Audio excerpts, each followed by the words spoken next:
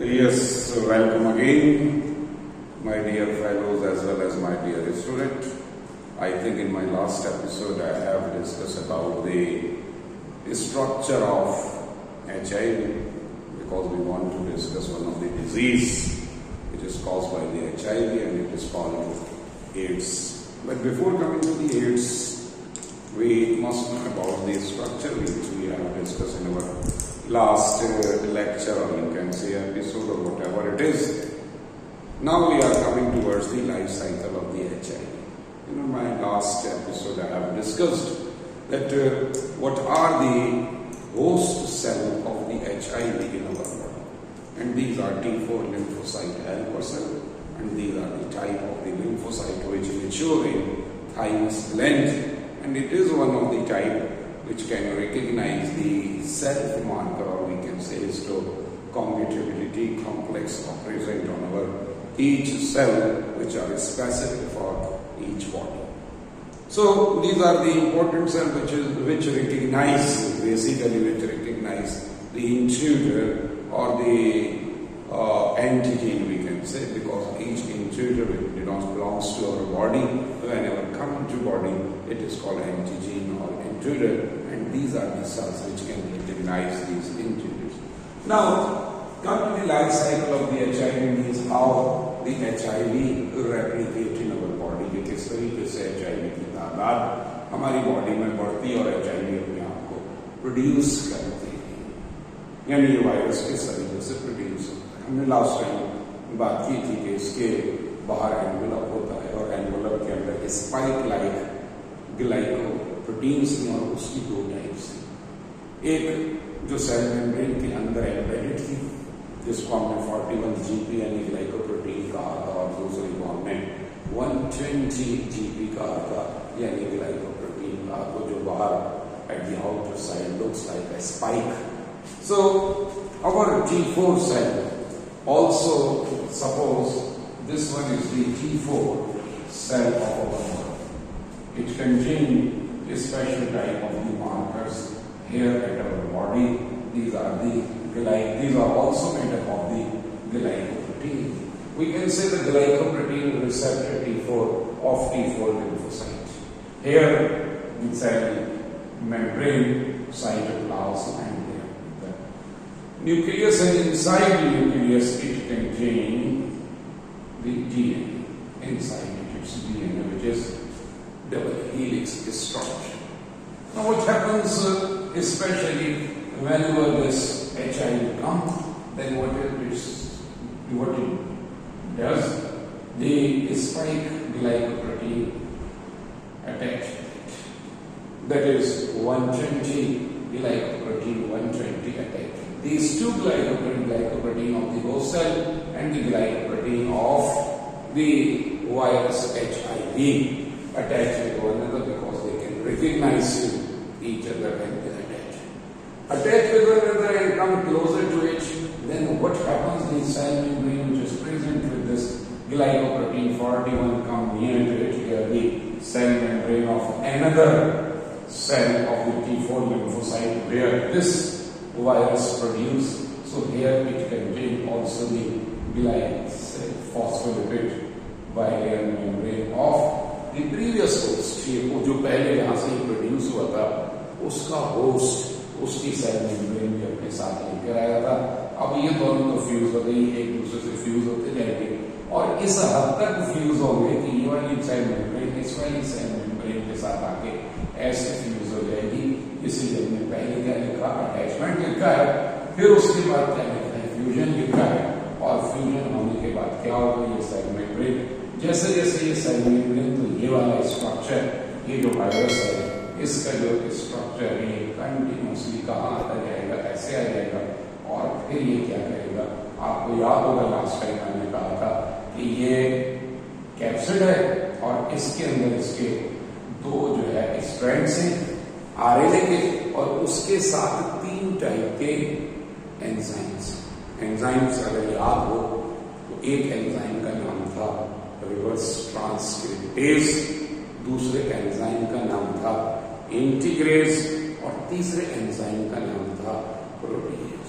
अब ये दोनों आरएनए के स्ट्रैंड्स यहां आ जाएंगे, तीनों एंजाइम्स यहां रिलीज हो जाएंगे और ये कैप्सिड इनको यहां रिलीज करेंगे। यानी क्या हो गया, फ्यूजन हो गया, अटैचमेंट पहले हुआ, फ्यूजन और फ्यूजन के नतीजे के अंदर क्या हो गया, as a result of the fusion the virus capsid as well as the viral genome as well as the three enzymes which are present get into the cell.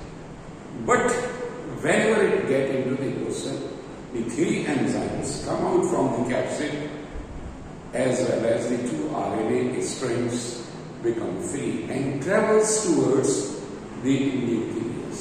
ये यहाँ से ट्रैवल करते हुए कहाँ जाएंगे, न्यूक्लियस में आ जाएंगे। अब ये जो आरएनए है जो यहां पर आया है, ये सिंगल स्ट्रैंडेड है। ये सिंगल स्ट्रैंडेड आरएनए अब क्या करेगा, सबसे पहले जो रिवर्स ट्रांसक्रिप्टेज एंजाइम, कौन सा एंजाइम, ये जो रिवर्स ट्रांसक्रिप्टेज एंजाइम, ये क्या करेगा, ये आरएनए आया है, एक आरएनए और दूसरा, इनकी क्या करेगा, कॉम्प्लीमेंट्री कॉपी बनाएगा, इनकी रिवर्स ट्रांसक्रिप्शन के जरिए कॉम्प्लीमेंट, ये क्या होगा, ये डीएनए होगा सिंगल स्ट्रैंडेड। ठीक, ये जो सिंगल स्ट्रैंडेड डीएनए, अब ये सिंगल स्ट्रैंडेड डीएनए अलग हो जाए और एक और सिंगल स्ट्रैंडेड डीएनए इसकी कॉम्प्लीमेंट्री, अब ये डबल स्ट्रैंडेड डीएनए। अब ये डबल स्ट्रैंडेड डीएनए जो आरएनए आया था एचआईवी का, उसने क्या बनवा दिया, उसने डबल स्ट्रैंडेड डीएनए, यानी इसको हम सीडीएनए कहते हैं, कॉम्प्लीमेंट्री डीएनए।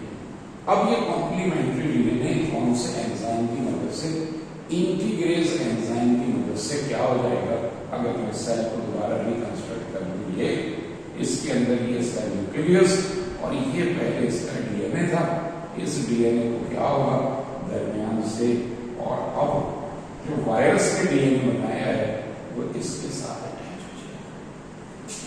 कौन सी लाइफ साइकिल आ गई, ये लाइफ साइकिल आ गई मेरे पास, लाइसोजेनिक लाइफ साइकिल। क्या क्या स्टेज हुआ, पहले अटैचमेंट हुआ, glycoprotein of the T4 lymphocytes, यानी कौन से उसके रिसेप्टर्स जो हैं उसके सेल के ऊपर वो, और ग्लाइकोप्रोटीन ऑफ द HIV दोनों अटैच हो गए। इस हद तक फ्यूज होते गए कि उसके पास जो सेल मेम्ब्रेन थी और सेल की जो सेल मेम्ब्रेन थी वो दोनों फ्यूज हो गए। इस फ्यूजन के नतीजे के अंदर जो वायरस है उसको अंदर जाने का मौका मिला। वो अंदर वायरस तो नहीं गया, उसका क्या चीज, कैप्सिड से भी ब्रेक हो गया और क्या चीज आ गया, आरएनए अंदर है, आरएनए के साथ साथ तीन एंजाइम अंदर है और इस आरएनए न्यूक्लियस ने क्या किया, रिवर्स ट्रांसक्रिप्शन की मदद से, यानी ट्रांसक्रिप्टेज एंजाइम की मदद से अपना सिंगल स्ट्रैंडेड आरएनए बनाया और फिर डबल स्ट्रैंडेड आरएनए बना लिया। और इस तरीके से ये फिर इंटीग्रेज की मदद से जो सेल का डीएनए T4 लिम्फोसाइट का जो डीएनए है उसके साथ इनकॉर्पोरेट हो गया। Then what happen after this incorporation, अब ये अगर दोबारा काम करना चाहता है तो अब क्या होगा, एक्टिवेट होगा, ये यहां से अलग हो जाएगा। अलग होने के बाद आपको अगर डीएनए का स्ट्रक्चर याद हो तो जो आपने फर्स्ट चैप्टर में पढ़ा था, यानी बायोमॉलिक्यूल्स में एक 3 to 5 एंड होता है, एक 5 to 3 एंड होता है, यानी 5 प्राइमर से 3 प्राइमर या 3 प्राइमर से 5 प्राइमर में हमारे पास एक है, 5 से 3 और 3 से 5।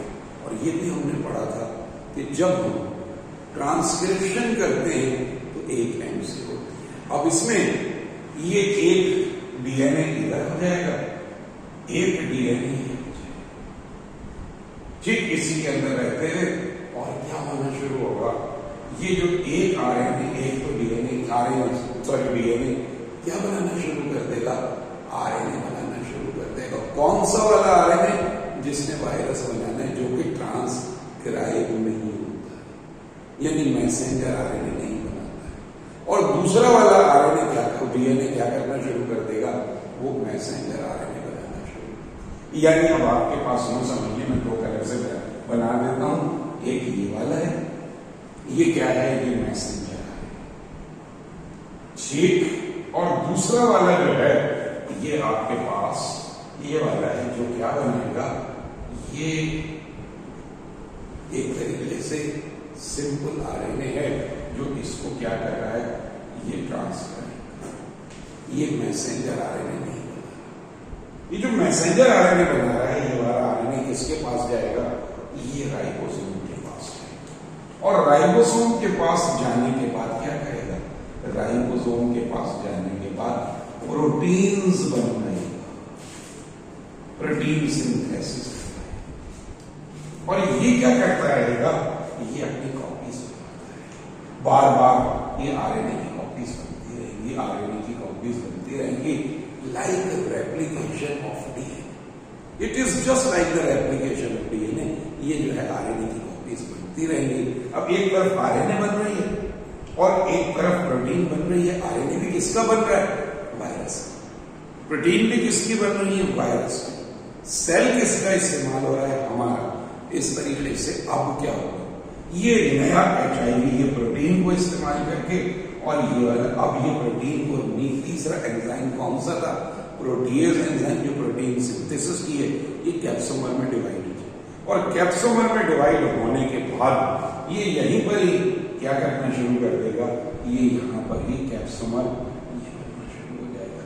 और इसके अंदर क्या होंगे, दो आरएनए, और साथ साथ इसने जो एंजाइम्स बनाए वो भी तीनों इसके अंदर आ जाएंगे। ये क्या बन गया मेरे पास, ये दोबारा से HIV बन। आहिस्ता आहिस्ता ये वाला जो यहां बना है, ये कैप्सोमर्स ये रहे आपके पास, एक आरएनए ये रहा, एक आरएनए ये रहा, और 3 एंजाइम्स ये आ गए।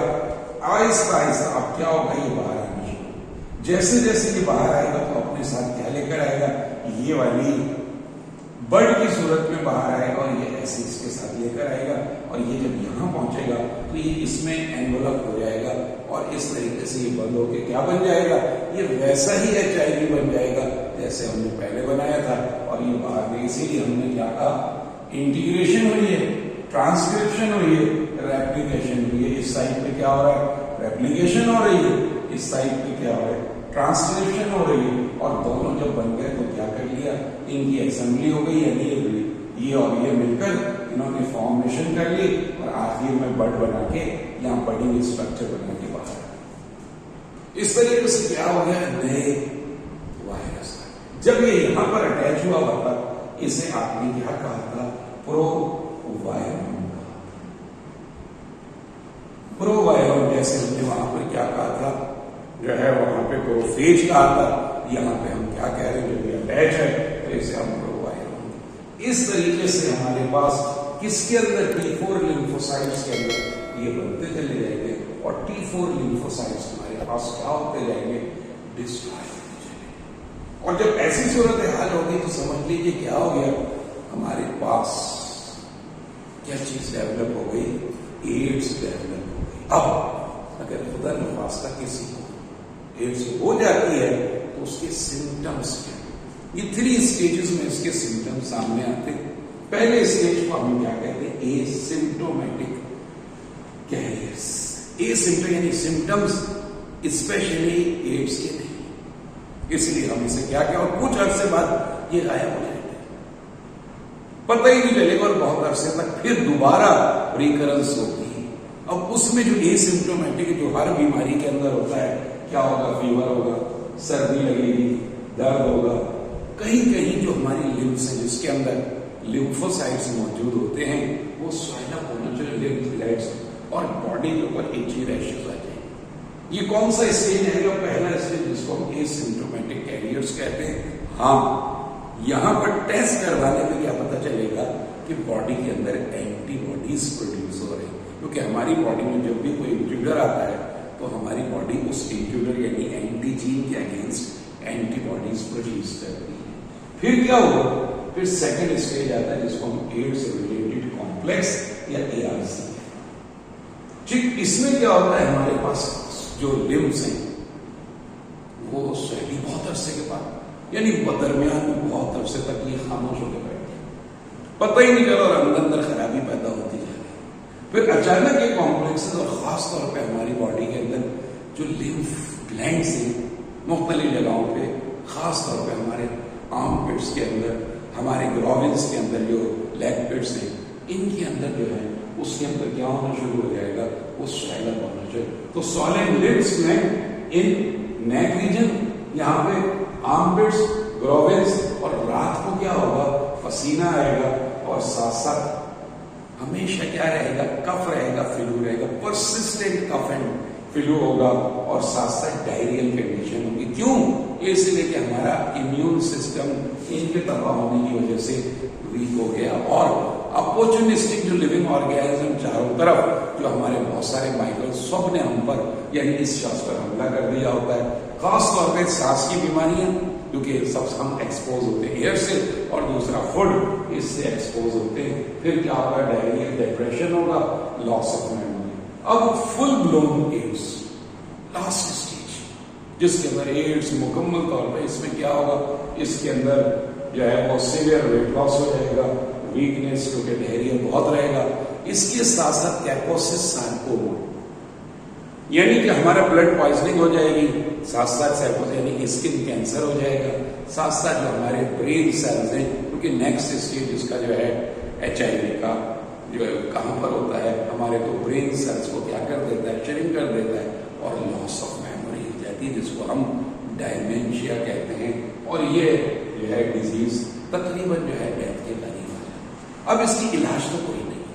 हाँ, हम क्या कर सकते हैं, ये जो एप्लीकेशन है उसको ब्लॉक कर सकते हैं, ये वाला अगर आपके पास प्रोसेस को कहीं स्लो डाउन कर सकते हैं, तो यही हमारे पास जो है इसका तरीका है। और इस तरीके को हम क्या कहते हैं, एंटी रिट्रोवायरल थेरेपी कहते हैं। ठीक, यानी क्वालिटी ऑफ लाइफ बेटर कर सकते हैं। आजकल जो इसके लिए जो हमारे पास मेडिसिन है, उसके अंदर कोबिया है, डिस्कॉवी है, ट्रोवेडा है, ये मेडिसिन देते हैं इस थेरेपी के तौर पे, ताकि जो है रेप्लिकेशन ऑफ DNA स्लो हो जाए और ये चीज हो जाए। इस तरीके से हम इसे कंट्रोल करते हैं। ठीक, नेक्स्ट टाइम हम आगे चलेंगे और बताएंगे कि हमारे पास ये किसके जरिए जो है वो इस